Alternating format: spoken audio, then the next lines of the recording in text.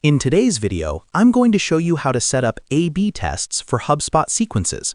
A/B testing your sequences is a smart way to see which emails perform better and optimize your outreach for higher engagement.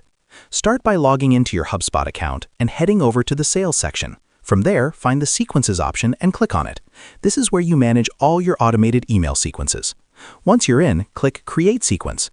Choose the type of sequence you want to build, for example, a follow-up sequence after an event or a lead nurture sequence. Give it a name that's easy to recognize so you can keep your sequences organized. Now, let's add an email step.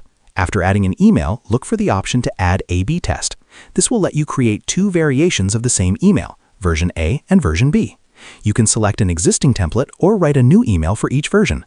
Version A might have one subject line or message style, while version B could test a different subject line, tone, or call to action. Once both versions are set up, HubSpot will automatically split your audience and track which email performs better. This is a simple yet powerful way to improve open rates and responses over time. Finally, review your sequence to make sure everything looks correct, and then save it. Your A/B test is now live and ready to gather insights. And that's it. Setting up A/B tests in HubSpot sequences helps you optimize your email outreach and make data-driven decisions.